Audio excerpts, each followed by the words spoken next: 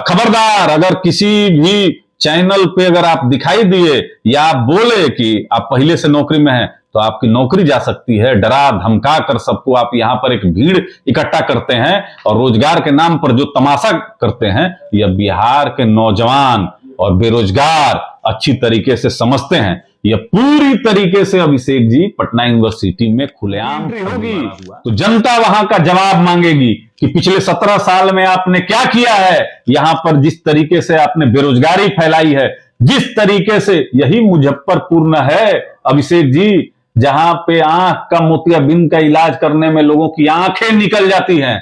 और लोक जनशक्ति पार्टी रामविलास तो हर एक सुख दुख में पूरे जिला में काम करती रही।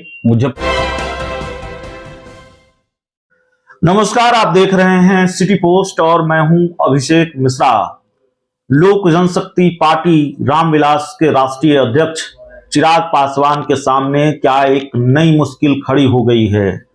क्या भारतीय जनता पार्टी ने चिराग पासवान को बहुत मुश्किल टास्क दे दिया है और बहुत कुछ दांव पर लगा है चिराग पासवान का कुढ़नी विधानसभा उपचुनाव में। यह सवाल इसलिए क्योंकि भारतीय जनता पार्टी के लिए चिराग पासवान बैटिंग कर रहे हैं। मोकामा और गोपालगंज में प्रचार किया, मोकामा में तो भारी रोड शो किया, भव्य रोड शो। कुढ़नी में विधानसभा का उपचुनाव है और बीजेपी को भरोसा है चिराग पासवान कमाल करेंगे। भारतीय जनता पार्टी ने बड़ा भरोसा जताया है। डील सीधे अमित शाह से हुई है, गृह मंत्री अमित शाह से। टास्क सीधे चिराग पासवान को गृह मंत्री अमित शाह ने सौंपा है। मीटिंग अमित शाह से हुई है। लेकिन इधर कुढ़नी में जिनसे चिराग पासवान को भिड़ना है वो नीतीश कुमार की पार्टी है, जेडीयू के उम्मीदवार हैं, नीतीश कुमार हैं, जो खुद कुढ़नी में प्रचार करने के लिए आ रहे हैं। गोपालगंज और मोकामा में नहीं गए थे। तो नीतीश कुमार से चिराग पासवान कितनी मजबूती से भिड़ पाएंगे, मात दे पाएंगे नीतीश कुमार को, नहीं दे पाएंगे, नहीं दे पाएंगे तो जाहिर है उनके राजनीतिक कैरियर पर भी इसका असर होगा। दे पाएंगे तब भी असर होगा। हमारे साथ चंदन सिंह हैं। चंदन जी, बीजेपी ने फंसा दिया क्या चिराग पासवान को, मुश्किल टास्क दे दिया ऐसे दौर में जब नीतीश कुमार छात्र संघ का चुनाव जीत जाते हैं, ऐसे दौर में जब नीतीश कुमार खुद कुढ़नी जा रहे हैं, भिड़ंत होनी है चिराग और नीतीश की, कौन किस पर कितना भारी पड़ रहा है। देखिए अभिषेक जी, यह छात्र संघ का चुनाव है जी।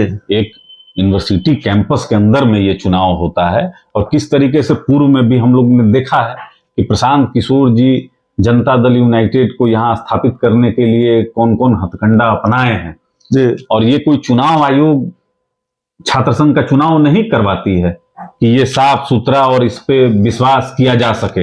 ये तो जांच का विषय है। अगर जांच कीजिएगा तो दूध का दूध पानी का पानी हो जाएगा। ऐसा कौन सा योजना माननीय मुख्यमंत्री जी लाए थे कि पूरा पटना यूनिवर्सिटी का छात्र पलट के वोट दे दिया छात्र जनता दल यूनाइटेड को। नहीं, यूनिवर्सिटी सुन लीजिए, यूनिवर्सिटी पूरा चमका दिए हैं कि इनको वोट मिल गया। हम आपके साथ चलेंगे। यूनिवर्सिटी शौचालय भी ढंग से नहीं है यूनिवर्सिटी में। राष्ट्रीय अध्यक्ष ललन सिंह ने कहा है कि नहीं भाई, रोजगार को लेकर नहीं, रोजगार कौन सा रोजगार, वही रोजगार जो पटना के गांधी मैदान में आप इवेंट करते हैं, 19 में वैकेंसी निकाल के और उसके बाद परीक्षा लेके और ट्रेनिंग देके और 10 महीना का सैलरी दे देते हैं और फिर बोलते हैं कि पटना के गांधी मैदान में आके आपको नियुक्ति पत्र लेना होगा। खबरदार, अगर किसी भी चैनल पे अगर आप दिखाई दिए या आप बोले कि आप पहले से नौकरी में हैं तो आपकी नौकरी जा सकती है। डरा धमका कर सबको आप यहां पर एक भीड़ इकट्ठा करते हैं और रोजगार के नाम पर जो तमाशा करते हैं, यह बिहार के नौजवान और बेरोजगार अच्छी तरीके से समझते हैं। यह पूरी तरीके से अभिषेक जी पटना यूनिवर्सिटी में खुलेआम फर्जीवाड़ा हुआ। प्रशासन के लोग को बैठाकर बैलेट बॉक्स को एकदम छापा गया। तो वहां पर रिजल्ट से आप कुढ़नी उपचुनाव को मत जोड़कर देखिए।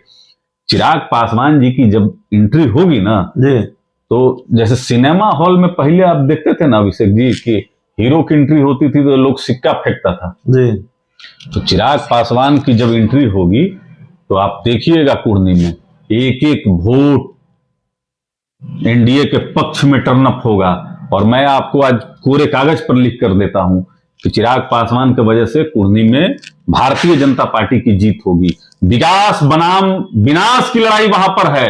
वहां पर आप समझिए कि राष्ट्रीय जनता दल का वह सीट था। अभिषेक जी, मैं पूर्व में भी कह चुका हूं, राष्ट्रीय जनता दल के जो वहां पर माननीय विधायक थे वो कोई स्वतंत्रता सेनानी नहीं थे, वो फर्जीवाड़ा किए, गलत काम किए, जिस पर चुनाव आयोग ने एक्शन लेकर उनकी सदस्यता को समाप्त किया। और अभी चुनाव होने का नौबत उनके क्रियाकलाप पे था। जनता सब जानती है कि कुर्नी में कौन विकास करेगा।